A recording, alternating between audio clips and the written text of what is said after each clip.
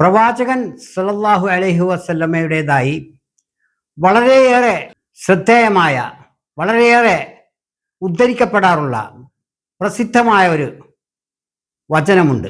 സത്യവിശ്വാസത്തിന് 70-ലധികം ശാഖകളുണ്ട്. അതിൽ ഏറ്റവും ശ്രേഷ്ഠമായത് ലാ ഇലാഹ ഇല്ലല്ലാ എന്ന വചനമാണ്. അതിൽ ഏറ്റവും താഴെത്തട്ടിലുള്ളത് വഴിയിൽ നിന്ന് തടസ്സം നീക്കലാണ്. ഇത് സ്വഹീഹ് മുസ്ലിമിലെ അബൂ ഹുറൈറയുടെ പേരിലുള്ള ഹദീസാണ്. UP മുഖ്യമന്ത്രിയുടെ നമസ്കാരത്തിന് റോഡ് നിരോധിച്ചുകൊണ്ടുള്ള ഉത്തരവിനെതിരായി AIMIM ചീഫ് ഒവൈസി വലിയ പ്രക്ഷോഭം നടത്തണമെന്നൊക്കെയാണ് ആഹ്വാനം ചെയ്യുന്നത്. കാരണം മറ്റ് മതങ്ങൾക്ക് റോഡിൽ പ്രാർത്ഥനയും അവരുടെ ആഘോഷങ്ങളും മറ്റുമാകാമെങ്കിൽ മുസ്ലിങ്ങൾക്ക് എന്തുകൊണ്ട് അത് ആയിക്കൂടാ എന്നുള്ളതാണ് മൂപ്പരുടെ ചോദ്യം. സ്വാഭാവികമായും നമ്മുടെ സ്വാഭാവിക ലോജിക്ക് അനുസരിച്ച് അത് ഒരു മികച്ച ചോദ്യവുമാണ്. മുസ്ലിങ്ങളിലെ വികാര വിക്ഷോഭം വർദ്ധിപ്പിക്കാൻ പര്യാപ്തമായ ഒരു ചോദ്യമാണത്. എങ്ങനെയെങ്കിലും മുസ്ലിങ്ങളെ വൈകാരിക വിക്ഷോഭമുണ്ടാക്കി അവരുടെ ഒരു കലാപത്തിലേക്ക് നയിച്ച് അവരെ തോൽപ്പിക്കുക, അങ്ങനെ അവരെ കീഴടക്കുക, അവരെ ഉന്മൂലനം ചെയ്യുക എന്നുള്ള ദീർഘകാലമായിട്ടുള്ള സംഘി ആശയത്തിന് വളം വെക്കുന്നതാണ് നമ്മുടെ ഒവൈസിയുടെ ഈ പ്രഖ്യാപനം. മാത്രമല്ല MT ഹസൻ എന്നൊരു മുൻ MP-യും ഇതേ വാദമായി മുന്നോട്ട് വന്നിട്ടുണ്ട്. മുസ്ലിങ്ങൾക്ക് എന്തുകൊണ്ട് റോഡിൽ നിസ്കരിച്ചുകൂടാ എന്നുള്ളതാണ് അദ്ദേഹത്തിൻ്റെയും ചോദ്യം. അതായത് മറ്റ് ഹൈന്ദവ ആഘോഷങ്ങൾക്കെല്ലാം, പ്രത്യേകിച്ച് കൻവാർ യാത്ര, മുസ്ലിങ്ങളുടെ നമസ്കാരത്തിന് കൂടിയാൽ അരമണിക്കൂറേ ആവശ്യമുള്ളൂ. പക്ഷേ കൻവാർ യാത്രക്ക് വേണ്ടി പൊതു യാത്രാ സൗകര്യങ്ങൾ മുടക്കുന്നത്, റോഡുകൾ ബ്ലോക്ക് ചെയ്യപ്പെടുന്നത് ആഴ്ചകളോളമാണെന്നാണ് അദ്ദേഹത്തിന്റെ വാദം. അതും അംഗീകരിച്ചു. ഈ പശ്ചാത്തലത്തിൽ വേണം നമുക്ക് ഇസ്ലാമിന്റെ കാഴ്ചപ്പാട് എന്താണ്, പൊതു ഇടങ്ങളിൽ വഴി മുടക്കിക്കൊണ്ട് സഞ്ചാര സ്വാതന്ത്ര്യത്തെ ഹനിച്ചുകൊണ്ട് പ്രാർത്ഥന നടത്തുന്നതിന്റെ ഇസ്ലാമിക മാനം എന്താണ് എന്നുള്ളതിന് വേണ്ടിയാണ് തുടക്കത്തിലെ ആ അബൂ ഹുറൈറയുടേതായി സഹീഹ് മുസ്ലിമിൽ വന്ന ഹദീസ് ഞാൻ പറഞ്ഞത്. പൊതുജനങ്ങൾക്ക് പള്ളിയുടെ അങ്കണത്തിൽ പോലും വഴിമുടക്കിക്കൊണ്ട് മാർഗതടസ്സം ഉണ്ടാക്കിക്കൊണ്ട് പ്രാർത്ഥിക്കരുത് എന്നുള്ളതാണ് ഇസ്ലാമിലെ നിലപാട് എന്നാണ് മനസ്സിലാക്കാൻ കഴിഞ്ഞിട്ടുള്ളത്, പ്രത്യേകിച്ച് ഈ ഹദീസിന്റെ വെളിച്ചത്തിൽ.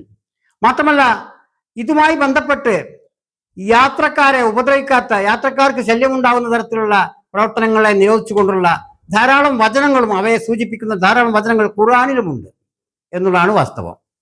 ഈ അവസ്ഥയിൽ മറ്റ് സമുദായങ്ങൾ റോഡിൽ പ്രവർത്തനം നടത്തുന്നുണ്ടല്ലോ, അവരുടെ ആഘോഷങ്ങളും ആരാധനകളും അനുഷ്ഠാനങ്ങളും റോഡിൽ യാത്രക്കാർക്ക് ശല്യമുണ്ടായിക്കൊണ്ട് നടത്തുന്നത്, അതുകൊണ്ട് മുസ്ലിങ്ങൾക്ക് എന്തുകൊണ്ട് ആയിക്കൂടാ എന്നുള്ള ചോദ്യം തന്നെ ഒരു മുസൽമാന്റെ ഇസ്ലാമിനെ കുറിച്ച് ഉത്തമ ബോധ്യമുള്ള ഒരാളുടെ വായിൽ നിന്ന് വരേണ്ട വാക്കുകളല്ല.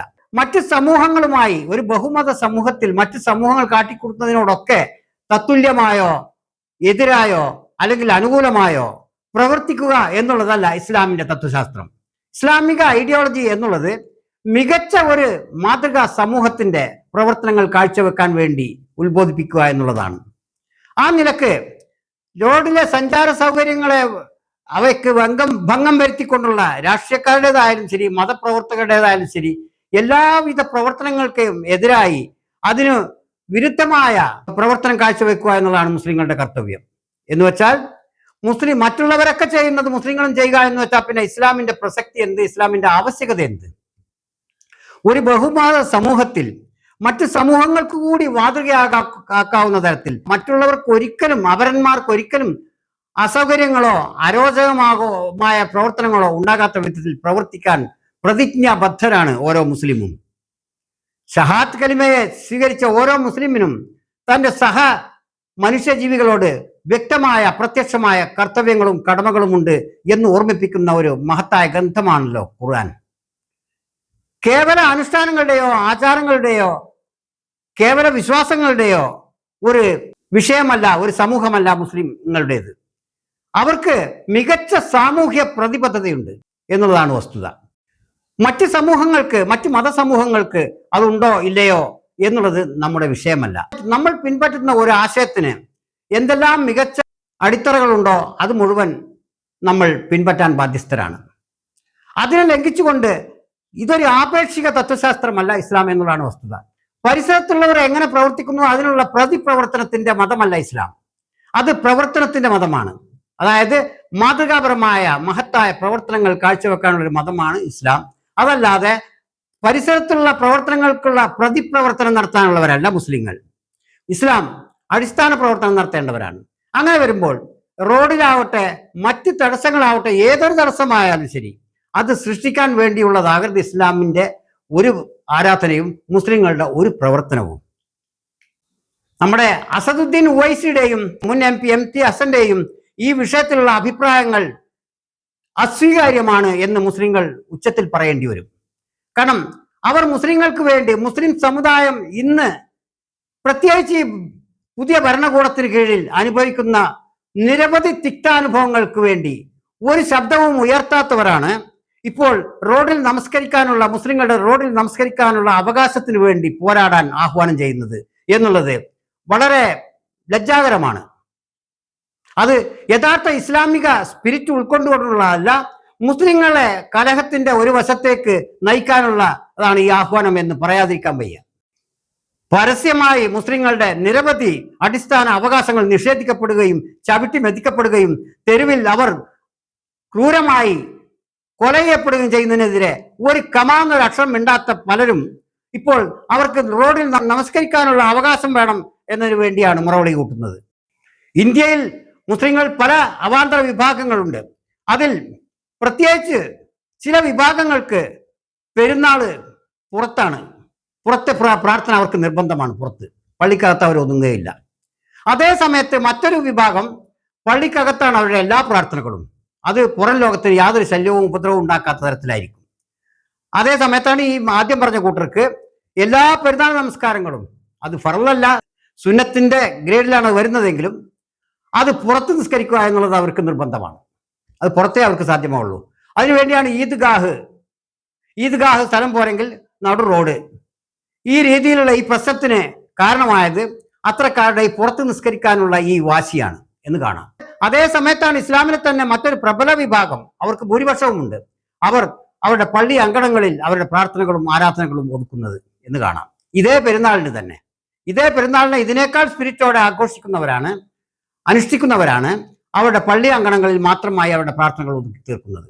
പക്ഷേ മറ്റൊരു കൂട്ടർക്ക് അത് പുറത്തേക്ക് എടുത്തേ മതിയാവുള്ളൂ. അവർക്ക് വേണ്ടിയാണ് ഇപ്പോൾ ഉവൈസിയെ പോലെയുള്ളവർ രംഗത്തെത്തിയിരിക്കുന്നത്. ഏതായാലും ആ ആഹ്വാനം ഒരു സമൂഹം എന്നുള്ള നിലക്ക് മുസ്ലിങ്ങളെ മറ്റ് സമൂഹങ്ങളോട് ഒപ്പത്തൊപ്പം നിർത്താൻ ഉദ്ദേശിച്ചുകൊണ്ടാണ് എന്ന് നമുക്ക് ഒരു ലോജിക്കിന് വേണ്ടി പറയാമെങ്കിലും ആത്മീയ അന്തസത്ത ഉൾക്കൊണ്ടുകൊണ്ട് നോക്കുമ്പോൾ ആ ആഹ്വാനം ചെവിക്കൊള്ളേണ്ടതല്ല മുസ്ലിങ്ങൾ. കാരണം അവരുടെ പ്രാർത്ഥനകളും അവരുടെ മറ്റു ആത്മീയ പ്രവർത്തനങ്ങളും അവരുടേതായ അവർക്ക് വേണ്ടി നീക്കിവെക്കപ്പെട്ടിട്ടുള്ള സ്വകാര്യ ഇടങ്ങളിൽ പരിമിതപ്പെടുത്തിക്കൊള്ളുന്നതാണ് നല്ലത്. പ്രത്യേകിച്ച് ഇങ്ങനെ ഒരു ബഹുമഹാ സമൂഹത്തിൽ സംഘർഷഭരിതമായ ഒരു അന്തരീക്ഷം നിലനിൽക്കുമ്പോൾ പ്രത്യേകിച്ചും മറ്റ് മതസ്ഥരുടെ കൻവാർ യാത്രയോ കൊടുങ്ങല്ലൂർ യാത്രയോ മറ്റ് മതപരമായ ആഘോഷങ്ങളോ സംഗമങ്ങളോ ഇതൊന്നുമല്ല മുസ്ലിങ്ങൾ മാതൃകയാക്കേണ്ടത്. മുസ്ലിങ്ങൾക്ക് കൃത്യവും വ്യക്തവുമായ നിബന്ധനകൾ അവരുടെ ഓരോ ആഘോഷത്തിനും ജീവിതാസ്വാദനത്തിനും നിർണയിക്കപ്പെട്ടിട്ടുണ്ട് എന്നുള്ളതാണ് വസ്തുത. അതനുസരിച്ച് മാത്രമേ അവർക്ക് നീങ്ങേണ്ടതുള്ളൂ. രാജ്യത്തെ രാഷ്ട്രീയ താല്പര്യങ്ങൾ കണക്കിലെടുത്തുകൊണ്ട് ചിലർ മുന്നോട്ട് വെക്കുന്ന ചില ആഹ്വാനങ്ങളോ പുറപ്പെടുവിക്കുന്ന പ്രസ്താവനകളോ ശിരസാ വഹിക്കേണ്ടവരല്ല മുസ്ലിങ്ങൾ. അവർക്ക് മാർഗദർശകമായിട്ട് അവരുടെ വിശുദ്ധ ഗ്രന്ഥവും പ്രവാചകന്റെ ചര്യകളും കൺമുമ്പിലുണ്ട്, ഉള്ളതുപോലെ ഇപ്പോഴും സജീവമായി ഉണ്ട്. അതുകൊണ്ട് തന്നെ പുതിയ രാഷ്ട്രീയ താല്പര്യങ്ങളുടെ പേരിലുള്ള കാട്ടിക്കൂടലുകൾക്കോ അവയ്ക്ക് വേണ്ടിയുള്ള പ്രകടനങ്ങൾക്കോ മതപരമായി നിന്നുകൊടുക്കാൻ മുസ്ലിങ്ങൾ ബാധ്യസ്ഥരല്ല. ഒരുപക്ഷെ രാഷ്ട്രീയമായി ചില സഹകരണങ്ങളൊക്കെ വേണ്ടി വന്നേക്കാമെങ്കിലും റോഡുകൾ മതപരമായ ആചാരങ്ങളും അനുഷ്ഠാനങ്ങളും നടത്താനുള്ള സ്ഥലങ്ങളല്ല, യാത്ര ചെയ്യാനുള്ളതാണ്, ഗതാഗതത്തിനുള്ളതാണ്, അതിനു വേണ്ടിയുള്ളതാണ് എന്ന് മറ്റ് സമൂഹങ്ങൾ വിശ്വസിച്ചാലും ഇല്ലെങ്കിലും സമ്മതിച്ചാലും ഇല്ലെങ്കിലും മുസ്ലിങ്ങളെങ്കിലും ഈ രാജ്യത്ത് റോഡുകൾ തടസ്സം ചെയ്തുകൊണ്ട് അവരുടെ ആത്മീയ പ്രവർത്തനങ്ങൾ നടത്തരുത് എന്നാണ് നമുക്ക് അഭിപ്രായപ്പെടാനുള്ളത്.